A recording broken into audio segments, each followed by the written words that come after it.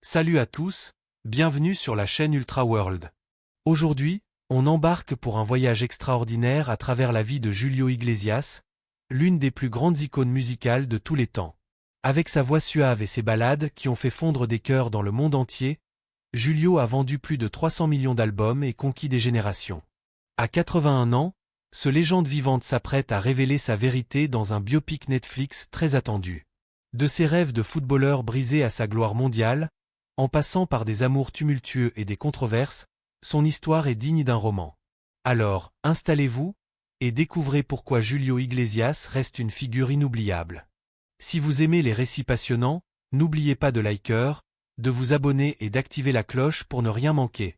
Julio Iglesias, c'est bien plus qu'un chanteur. C'est un symbole de charme, de résilience et de passion. Né le 23 septembre 1943 à Madrid, en Espagne, dans une époque marquée par l'après-guerre civile espagnole, Julio a grandi dans un pays en pleine reconstruction. Sa vie, pleine de rebondissements, est un mélange de triomphes, de tragédies et de moments qui ont façonné la culture populaire. Ce biopic Netflix, qu'il a choisi comme plateforme pour raconter sa vérité, promet de lever le voile sur des aspects méconnus de son parcours. Mais avant de plonger dans ce projet, remontons le temps pour comprendre comment un jeune garçon de Madrid est devenu une superstar mondiale. Julio Iglesias est né dans un Madrid encore marqué par les cicatrices de la guerre civile espagnole. Fils aîné du docteur Julio Iglesias Puga, un gynécologue respecté, et de María del Rosario de la Cueva y Periña, Julio grandit dans une famille aisée. L'hôpital de la rue Maison de Paredes, où il voit le jour, est un lieu modeste mais chargé d'histoire. Dès son plus jeune âge, Julio montre une curiosité insatiable et une énergie débordante. Il excelle à l'école, où son charisme naturel fait déjà des merveilles, mais c'est sur les terrains de sport qu'il brille vraiment. À l'adolescence, Julio se découvre une passion pour le football. Grand, athlétique et déterminé, il intègre l'équipe réserve du Real Madrid, l'un des clubs les plus prestigieux du monde, en tant que gardien de but. À cette époque, le Real Madrid est une institution quasi mythique, et Julio partage le vestiaire avec des talents comme Manuel Velázquez, Ramón Moreno Grosso et Pedro de Felipe. Pour un jeune homme des années 1950, jouer pour le Real, même dans les équipes juniors, est un rêve ultime. Julio s'entraîne sans relâche, perfectionnant ses réflexes et sa discipline. Il se souvient de cette période avec nostalgie, le football, c'était ma maison. J'aimais tout, l'odeur de l'herbe, la camaraderie, l'adrénaline des matchs. Mais Julio n'est pas qu'un sportif. En parallèle, il entame des études de droit à l'Université de Madrid, prouvant sa polyvalence. Il jongle entre les entraînements intensifs et les cours, montrant une capacité rare à exceller dans des domaines très différents. Ses professeurs le décrivent comme brillant, mais aussi charmeur, capable de captiver une salle avec un simple sourire. Ce charisme, qui deviendra sa marque de fabrique, commence déjà à se manifester. Pourtant, juste au moment où tout semble sourire à ce jeune homme ambitieux, la vie lui réserve un coup du destin. Dans la nuit du 22 septembre 1962, à seulement 19 ans, la vie de Julio bascule. Alors qu'il profite d'une soirée avec des amis sur la route de Majadahonda, près de Madrid, leur voiture est impliquée dans un accident grave. Les détails restent flous, même pour les passagers, mais Julio se retrouve à l'hôpital Eloy Gonzalo, grièvement blessé. Le diagnostic est dévastateur. Une lésion à la colonne vertébrale le laisse semi-paralysé, avec peu d'espoir de remarcher un jour. Pour un jeune homme aussi actif, cette nouvelle est un choc indescriptible. Pendant 1 an et demi, Julio endure une rééducation épuisante. Les médecins sont pessimistes, mais sa détermination et le soutien de sa famille le maintiennent à flot. Allongé dans son lit d'hôpital, il lutte contre la douleur physique et le poids émotionnel de voir ses rêves de football s'effondrer. Son avenir au Real Madrid s'évanouit, tout comme ses études de droit, qu'il doit interrompre. Pourtant, c'est dans cette période sombre qu'un nouvel horizon s'ouvre. Un jeune infirmier, Eladio Magdaleno, remarque l'ennui de Julio et lui offre une guitare pour passer le temps. Ce geste, simple en apparence, change tout. Julio, qui n'avait jamais touché un instrument auparavant, commence à gratter les cordes pour exercer ses doigts engourdis. Peu à peu, il se met à écrire des poèmes, puis à les mettre en musique. Ses premières mélodies, nées de la douleur et de l'espoir, posent les bases de son futur répertoire. La guitare devient son refuge, un moyen d'exprimer ce qu'il ne peut dire avec des mots. Durant sa convalescence, Julio passe aussi du temps à Peñíscola, une petite ville côtière où sa famille possède une maison de vacances. Là, dans l'atmosphère paisible de la Méditerranée, il joue dans des bars locaux, se produisant aux côtés de musiciens amateurs. Ces moments, souvent absents des biographies officielles, sont cruciaux. Ils permettent à Julio de tester ses compositions et de gagner en confiance. Son père, sensible à l'amour de Julio pour cet endroit, ouvre même un hôtel à Peñíscola, nommé d'après une de ses futures chansons, Hey. Ce lien avec Peñíscola reste une constante dans sa vie, un lieu où il retourne pour se ressourcer. Une fois sa mobilité retrouvée, Julio décide de reprendre le contrôle de sa vie. Il retourne à l'université, bien qu'il ne terminera son diplôme de droit qu'en 2001, à l'Université Complutense de Madrid. Mais son véritable appel est ailleurs. En 1963, il part à Londres pour apprendre l'anglais, un choix audacieux pour un jeune Espagnol de l'époque. Il s'installe d'abord à Ramsgate, puis à Cambridge, où il fréquente la prestigieuse école de langue Bell. Le week-end, il chante dans un pub local, l'Airport Pub, reprenant des tubes de Tom Jones, Engelbert Humperdinck et des Beatles. C'est à Cambridge qu'il rencontre Gwendoline Bolloré, une jeune femme qui marque profondément son imagination. Leur rencontre, empreinte de romantisme, inspire plus tard l'une de ses chansons les plus emblématiques, Gwendoline. Ces années en Angleterre sont formatrices, Julio découvre un monde plus vaste, affine son style et comprend l'universalité de la musique. Son charisme naturel et sa voix chaude captivent déjà les foules, même dans un petit pub. En décembre 1990, à l'aéroport de Jakarta, Julio croise le regard de Miranda Rinsburger, une néerlandaise de 25 ans, mannequin à temps partiel et secrétaire. À 47 ans, Julio est un homme expérimenté, tout juste divorcé, mais quelque chose chez Miranda l'électrise. Il l'invite à son concert ce soir-là, puis lui propose de le suivre en tournée à Kuala Lumpur, Singapour et Tokyo. Ce qui commence comme une rencontre audacieuse se transforme en une histoire d'amour profonde. En 1991, Miranda s'installe chez Julio à Miami, dans son domaine d'Indian Creek. Elle est chaleureusement accueillie par Chablis, Julio José et Enrique, devenant non seulement la compagne de Julio, mais aussi une belle-mère dévouée.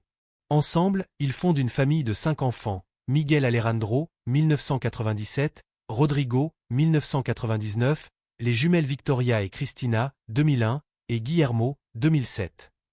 Miranda, discrète et éloignée des projecteurs, devient le pilier de Julio. Sans elle, je serais perdu dans le passé, confie-t-il. En août 2010, après 20 ans de vie commune, Julio et Miranda se marient lors d'une cérémonie intime à la Squatro-Luna, leur domaine à Marbella. Entourés de leurs enfants et de quelques proches, ils célèbrent leur amour dans un cadre somptueux, avec des robes signées Oscar de la Renta pour Miranda. Ce mariage, bien que tardif, est pour eux une formalité. Leur lien est déjà scellé par des décennies de complicité. Julio le dit lui-même, ce n'était pas une question de temps, c'était le bon moment. Aujourd'hui, Julio et Miranda vivent entre Miami et la République dominicaine, un arrangement qui reflète leur indépendance mutuelle. Grâce à l'avion privé de Julio, ils se retrouvent régulièrement, prouvant que leur amour transcende la distance. Miranda, dans un rare message public, a écrit « Après 33 ans, tu es toujours la raison de mon bonheur ». Ces mots, empreints de sincérité, montrent la force de leur relation. Mais l'histoire de Julio Iglesias ne serait pas complète sans aborder une controverse qui fait les gros titres depuis des décennies, l'affaire de paternité de Javier Santos. Depuis 1991, Santos affirme être le fils de Julio, fruit d'une relation dans les années 1970. En 2017, une enquête digne d'un film d'espionnage révèle un test ADN confirmant une correspondance génétique de 99,9% entre Santos et Julio José Iglesias, le fils aîné de Julio. Cette enquête, détaillée dans le livre est l'ADN que Pario de Fermin Cabanilla, est fascinante. Les détectives, incapables de s'approcher de Julio en raison de sa sécurité renforcée, se concentrent sur Julio José à Miami. Pendant 240 heures, ils suivent sa routine, collectant une bouteille d'eau oubliée, et d'autres objets comme des pailles et des canettes. Ces échantillons, analysés à Saragosse, confirment le lien. Pourtant, Julio a toujours refusé de reconnaître Santos, utilisant des stratégies juridiques pour retarder l'affaire. En 2023, l'avocat de Santos, Fernando Osuna, envisage de porter l'affaire devant la Cour européenne des droits de l'homme, arguant que la science doit prévaloir. Cette saga, qui mêle intrigue, ADN et bataille judiciaire, reste irrésolue. Elle soulève des questions sur la vie privée de Giulio et son héritage. Qu'en pensez-vous? Laissez vos avis en commentaire. À Marbella, dans le village pittoresque d'Ogène, Giulio possède la Scuatro Luna, un domaine de 400 hectares acheté en 2000 pour 12 millions d'euros. Ce havre de paix, entouré de sentiers privés, de piscines et d'héliports, est le cœur des étés de la famille Iglesias. Avec ses 7 chambres, 8 salles de bain, une salle de sport ultramoderne et une cave à vin garnie de millésimes rares, le domaine est un chef-d'œuvre de luxe discret. La Scuatro Luna n'est pas seulement une propriété, c'est un lieu de souvenir. C'est là que Giulio et Miranda se sont mariés en 2010, dans une cérémonie intime empreinte de tradition. Chaque été, leurs enfants Miguel, Rodrigo, Victoria, Cristina et Guillermo s'y retrouvent, rejoints parfois par Chablis, Julio José et Enrique. En juillet 2024, la journaliste Paloma Barrientos rapportait que la famille profitait de ses vacances à Marbella, un rituel qui renforce leur lien avec l'Espagne. Ce domaine reflète l'amour de Giulio pour son pays natal. Malgré sa carrière internationale et son installation à Miami, il reste profondément attaché à ses racines.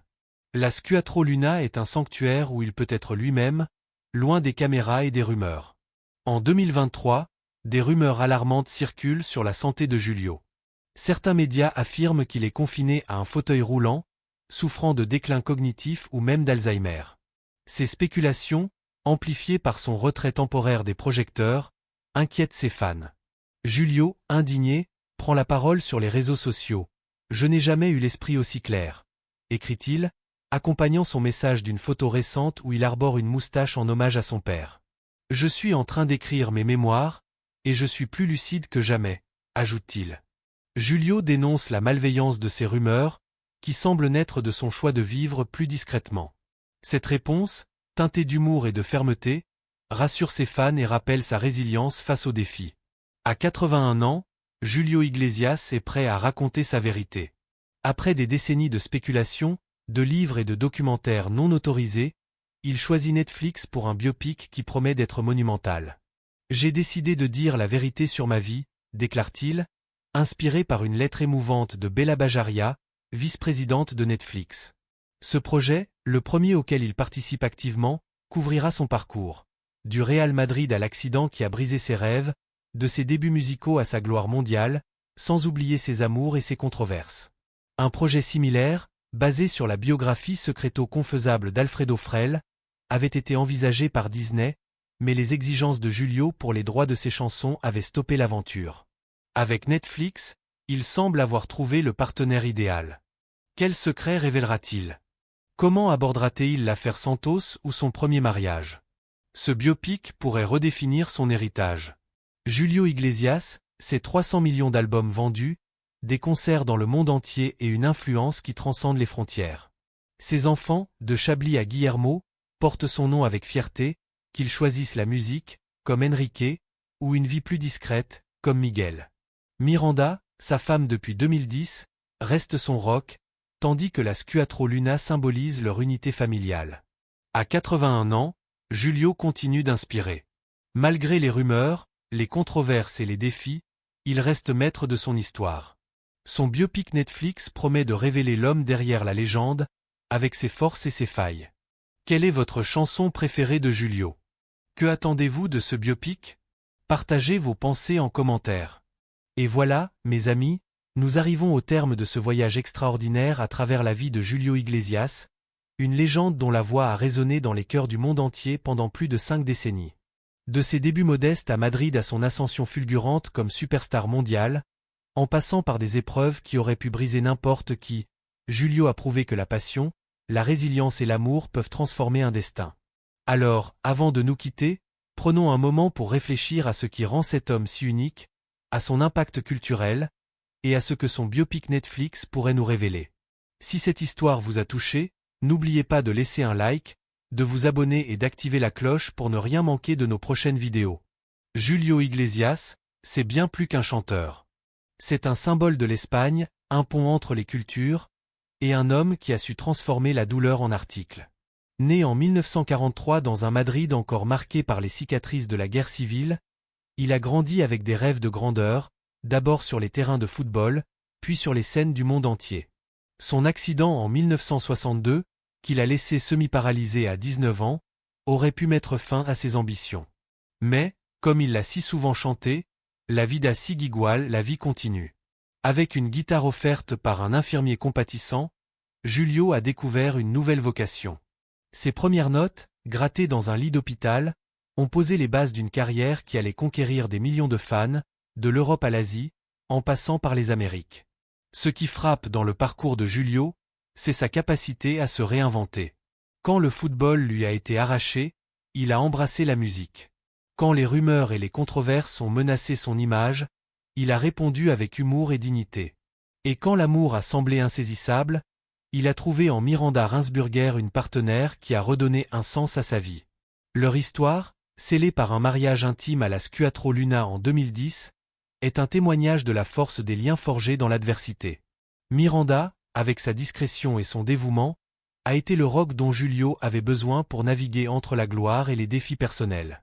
Leurs 5 enfants, aux côtés des 3 issus de son premier mariage avec Isabelle Presley, forment une famille recomposée qui incarne l'héritage d'un homme qui a toujours placé l'amour au centre de sa vie, sur scène comme en coulisses. Mais l'histoire de Julio ne serait pas complète sans aborder les ombres qui l'ont suivi.